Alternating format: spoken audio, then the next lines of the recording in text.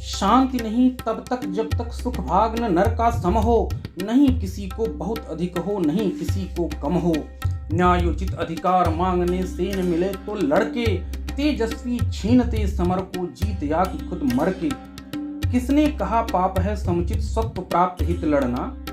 किसने कहा पाप है समुचित सत्व प्राप्त हित लड़ना। उठा न्याय का खड्ग समर में अभय मारना मरना। क्षमा सोवती उस भुजंग को जिसके पास गरल हो, उसको क्या जो दंतहीन विष रहित विनीत सरल हो।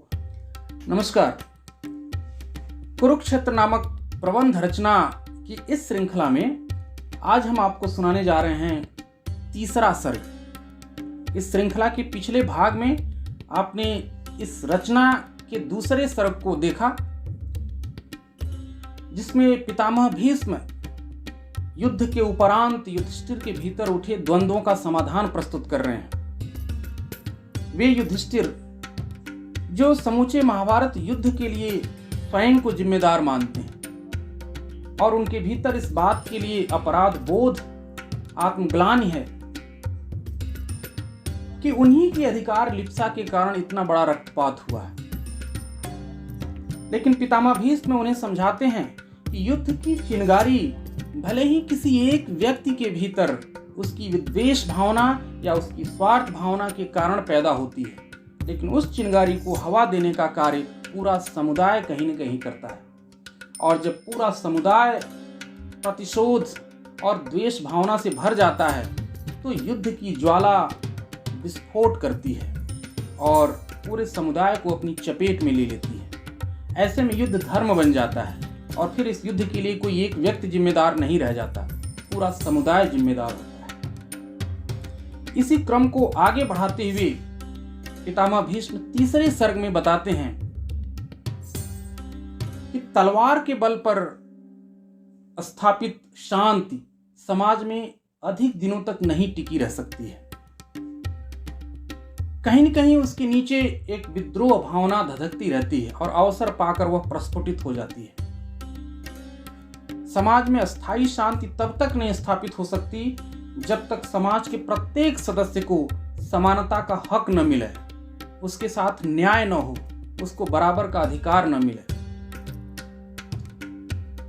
तो आइए देखते हैं इस तीसरे सर्ग को। वास्तव में कुरुक्षेत्र नामक इस रचना का तीसरा सर्ग बड़ा ही कमाल का सर्ग है। इसके एक एक छंद को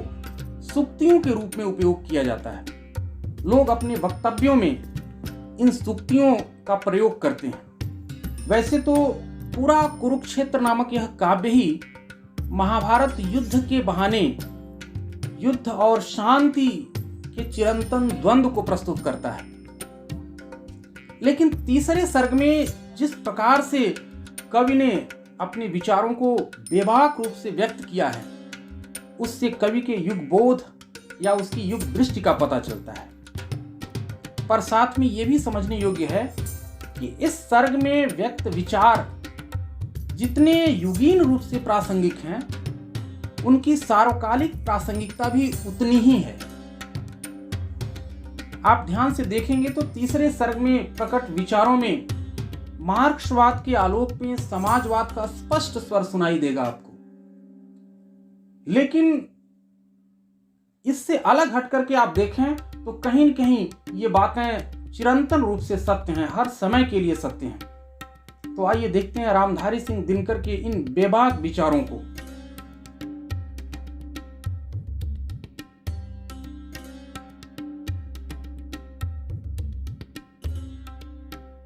समर निंद है धर्मराज पर कहो शांति वह क्या है। समर निंद है धर्मराज पर कहो शांति वह क्या है, जो अनीति पर स्थिर होकर भी बनी हुई सरला है। सुख समृद्धि का विपुल कोष संचित कर कलबल छल से, किसी क्षुधित का ग्रास छीन धन लूट किसी निर्बल से। सब समेट प्रहरी बिठलाकर कहती कुछ मत बोलो, शांति सुधा बह रही न इसमें गरल शांति का घोलो। हिलो डुलो मत हृदय रक्त अपना मुझको पीने दो, अचल रहे साम्राज्य शांति का जियो और जीने दो। सच है सत्ता सिमट सिमट जिनके हाथों में आई, शांति भक्त वे साधु पुरुष क्यों चाहें कभी लड़ाई। आगे भीष्म कहते हैं कि जब तक न्याय और नीति पूर्वक सभी को समान अधिकार नहीं दिए जाएंगे, तब तक तलवार के बल पर स्थापित शांति कभी टिकाऊ नहीं हो सकती और सदैव उसमें अशांति का खतरा बना रहता है। सुख का सम्यक रूप विभाजन जहां नीति से न्याय से संभव नहीं, अशांति दबी हो जहां खड्ग के भय से, जहां पालते हों अनीति पद्धति को सत्ताधारी, जहां सूत्रधर हों समाज के अन्यायी अविचारी, नीति युक्ति प्रस्ताव संधि के जहां आदर पाएं, जहां सत्य कहने वालों के शीश उतारे जाएं, जहां खड्ग बल एकमात्र आधार बने शासन का, दबे क्रोध से भभक रहा हो हृदय जहां जन जन का, सहते सहते अनय जहां मर रहा मनुज का मन हो, समझ का पुरुष अपने को धिक्कार रहा जन जन हो, अहंकार के साथ घृणा का जहां द्वंद्व हो जारी, ऊपर शांति तलातल में हो छिटक रही चिंगारी, आगामी विस्फोट काल के मुख पर दमक रहा हो, इंगित में अंगार विवश भावों के चमक रहा हो, पढ़कर भी संकेत सजग हो किंतु न सत्ताधारी, दुर्मति और अनल में दें आहुतियां बारी बारी,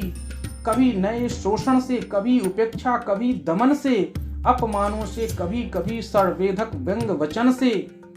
दबे हुए आवेग वहां यदि उबल किसी दिन फूटें, संयम छोड़ काल बन मानव अन्यायी पर टूटें, कहो कौन दायी होगा उस दारुण जगत दहन का, कहो कौन दायी होगा उस दारुण जगत दहन का, अहंकार या घृणा कौन दोषी होगा उस रण का, तुम विषण हो समझ हुआ जगदाह तुम्हारे कर से, तुम विषण हो समझ हुआ जगदाह तुम्हारे कर से, सोचो तो क्या अग्नि समर की बरसी थी अंबर से, अथवा अकस्मात मिट्टी से फूटी थी यह ज्वाला, या मंत्रों के बल से जन्मी थी यह शिखा कराला, कुरुक्षेत्र के पूर्व नहीं क्या समर लगा था चलने, प्रतिहिंसा का दीप भयानक हृदय हृदय में बलने,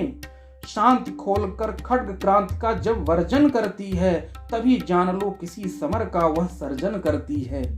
शांति नहीं तब तक जब तक सुख भाग न नर का सम हो, नहीं किसी को बहुत अधिक हो नहीं किसी को कम हो, ऐसी शांति राज्य करती है तन पर नहीं हृदय पर, नर के ऊंचे विश्वासों पर श्रद्धा भक्ति प्रणय पर। न्याय शांति का प्रथम न्यास है, न्याय शांति का प्रथम न्यास है, जब तक न्याय न आता जैसा भी हो महल शांति का सुदृढ़ नहीं रह पाता, कृत्रिम शांत शशंक आप अपने से ही डरती है, तलवार के बल पर स्थापित शांति अपने आप से ही डरती रहती है और कब यह शांति अशांति में बदल जाए इसका कोई भरोसा नहीं होता। कृत्रिम शांति सशंक आप अपने से ही डरती है, खड्ग छोड़ विश्वास किसी का कभी नहीं करती है, और जिन्हें इस शांति व्यवस्था में सुख भोग सुलभ है उनके लिए शांति ही जीवन सार सिद्ध दुर्लभ है, पर जिनकी अस्थियां चबाकर शोणित पीकर तन का, जीती है यह शांति दाह समझो उसके जीवन का, स्वत्व मांगने से न मिले संघात पाप हो जाएं, बोलो धर्मराज शोषित भी जिए कि या मिट जाएं, न्यायोचित अधिकार मांगने से न मिले तो लड़के, तेजस्वी छीनते समर को जीत या कि खुद मर के, किसने कहा पाप है समुचित सत्व प्राप्त हित लड़ना, किसने कहा पाप है समुचित सत्व प्राप्त हित लड़ना, उठा न्याय का खड्ग समर में अभय मारना मरना, क्षमा दया तप तेज मनोबल की दे वृथा दुहाई, धर्मराज व्यंजित करते तुम मानव की कदराई, हिंसा का आघात तपस्या ने कब कहां सहा है, देवों का दल सदा दानवों से हारता रहा है, मन शक्ति प्यारी थी तुमको यदि पौरूष ज्वलन से, लोभ किया क्यों भरत राज्य का फिर आए क्यों वन से, पिया भीष्म ने विष लाक्षागृह जला हुआ वनवासी, केश कर्षिता प्रिया सभा सम्मुख कहलाई दासी, क्षमा दया तप त्याग मनोबल सबका लिया सहारा, पर नर व्याघ्र सुयोधन तुमसे कहो कहाँ कब हारा, क्षमाशील हो रिपु समक्ष तुम हुए विनत जितना ही, दुष्ट कौरवों ने तुमको कायर समझा उतना ही, अत्याचार सहन करने का कुफल यही होता है, अत्याचार सहन करने का कुफल यही होता है, पौरुष का आतंक मनुज कोमल होकर खोता है, क्षमा शोभती उस भुजंग को जिसके पास गरल हो, उसको क्या जो दंतहीन विष रहित विनीत सरल हो, 3 दिवस तक पंथ मांगते रघुपति सिंधु किनारे, बैठे पढ़ते रहे छंद अनुनय के प्यारे प्यारे। उत्तर में जब एक नाद भी उठा नहीं सागर से, उठी अधीर धड़क पौरुष की आग राम के शर से। सिंधु देह धर त्राहि त्राहि करता आ गिरा शरण में, चरण पूज दास्ता ग्रहण की बधा मूढ़ बंधन में। सच पूछो तो शर में ही बसती है दीप्ति विनय की, सच पूछो तो शर में ही बसती है दीप्ति विनय की। संधि वचन संपूज्य उसी का जिसमें शक्ति विजय की। सहनशीलता क्षमा दया को तभी पूजता जग है, बल का दर्प चमकता उसके पीछे जब जगमग है। जहां नहीं सामर्थ्य शोध की क्षमा वहां निष्फल है, गरल घूंट पी जाने का मिस है वाणी का छल है। फलक क्षमा का ओढ़ छिपाते जो अपनी कायरता, वे क्या जाने ज्वलित प्राण नर की पौरुष निर्भरता। वे क्या जाने नर में वह क्या असहनशील अनल है, जो लगते ही स्पर्श हृदय से सिर तक उठता बल है, जो लगते ही स्पर्श हृदय से सिर तक उठता बल है।